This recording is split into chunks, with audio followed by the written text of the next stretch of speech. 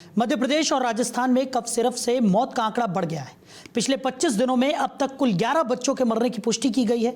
इन बच्चों की मौत की वजह कफ सिरप में जहरीला केमिकल मिलने की आशंका जताई जा रही है। हैरानी की बात यह है कि मरने वाले सभी बच्चों की उम्र 5 साल से कम है। जानकारी के मुताबिक पहले बच्चों को सामान्य बुखार और सर्दी की शिकायत हुई थी, जिसके बाद वहां के स्थानीय डॉक्टर्स ने खांसी की दवाई दी। उससे बच्चों की हालत थोड़ी ठीक तो हुई, लेकिन कुछ ही दिनों में अचानक किडनी फेल होने लगी। पहले 6 बच्चों की मौत हुई, फिर इसके बाद मौत का आंकड़ा बढ़ता ही चला गया। ये खबर पूरे क्षेत्र में चिंता का विषय बनी हुई है। छिंदवाड़ा इस त्रासदी से सर्वाधिक प्रभावित क्षेत्रों में से एक है। तो मध्य प्रदेश के अलावा राजस्थान के भरतपुर और सीकर में भी 3 बच्चों की कफ सिरप से मौत होने की पुष्टि हुई है। राजस्थान में मुफ्त दवा योजना के तहत वितरित खांसी की दवा की गुणवत्ता को लेकर उठे सवालों के बीच चिकित्सा और स्वास्थ्य विभाग ने त्वरित कार्रवाई शुरू कर दी है।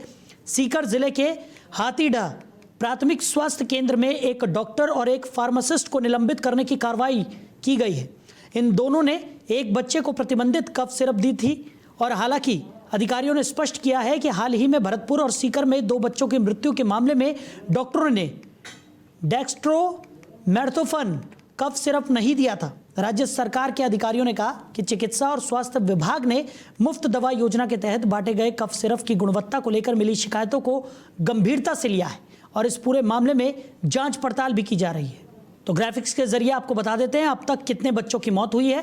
कुल 11 बच्चों की मौत हुई है, जिनमें से मध्य प्रदेश में 9 और राजस्थान में 2 बच्चों की मौत हुई है। तो बता दें कि कई सारे बैन कफ सिरप हैं जिनका इस्तेमाल वर्जित किया गया है, लेकिन उसके बावजूद कुछ बच्चों को ये कफ सिरप दिए गए, जिसके बाद उनकी किडनियाँ फेल हो गई।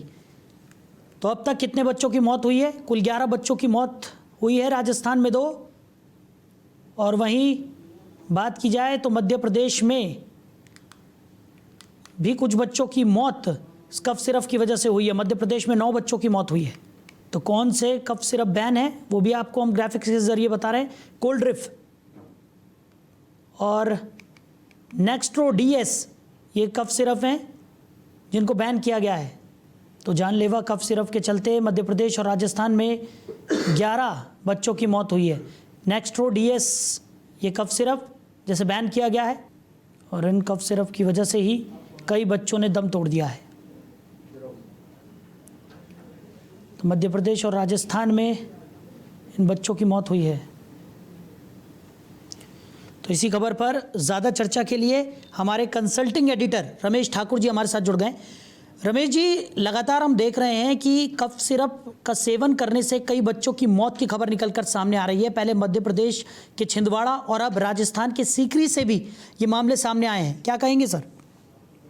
बड़ा दुर्भाग्य है जब हम लोग ये कहते हैं कि मेडिकल विज्ञान में हम लोग बहुत आगे पहुंच चुके हैं और रिसर्च और फार्मा सबसे बड़ी कंपनियां हिंदुस्तान में पाई जाती हैं, और ऐसे में अगर कफ सिरप से अगर बच्चों की मौत हो रही है वो भी बहुत दर्दनाक, तो ये बड़ा अचंभित करने वाला मामला है। क्योंकि ये मामला कोई पहली बार नहीं आया, पहले भी कई सारे राज्यों में कई विभिन्न जगहों से ये चीजें पाई गई हैं। एक कमेटी भी बनाई गई थी सरकार की तरफ से जिसमें हेल्थ मिनिस्ट्री इन्वॉल्व थी, लेकिन उसकी कमेटी की मीटिंग जो हुई उसके बाद रिपोर्ट कहाँ गई, रिपोर्ट में क्या आया, क्या किसी पे एक्शन लिया गया, ये कोई चीजें सामने निकल के नहीं आ पाई है। फिर दोबारा से इस तरीके से मामला हो रहा है, तो इसकी पुनरावृत्ति दोबारा से ना हो, इसको सरकार को अपने स्तर से देखना पड़ेगा। क्या फार्मा कंपनी और सरकार के बीच में जो लेन देन और जो कमीशन खोरी का जो मामला होता, क्या उसके वजह से चीजें रुकी हुई है, ऐसी चीजें से बाहर नहीं निकल के आई है? बहरहाल जो भी हो, कंपनी कमाती है और उसका कमीशन सरकार को देती है, इसमें लेकिन इस गठजोड़ में अगर किसी का बच्चा बेमौत मारा जाता है, बेमतलब मारा जाता है, तो उसकी अकाउंटेबिलिटी किसकी बनती है? तो ये तो तय करना होगा। फार्मा कंपनियां क्या अपने ऊपर ही जिम्मेदारी लेंगी, सरकार अपने ऊपर जिम्मेदारी लेंगी, या फिर वो जिम्मेदारी लेंगे जो निजी या सरकारी अस्पताल होते हैं जहां बच्चा एडमिट होता है? क्योंकि ऐसा भी नहीं आ रहा कि बच्चा एडमिट होते हुए कफ सिरप पी के उनकी डेथ हो रही है।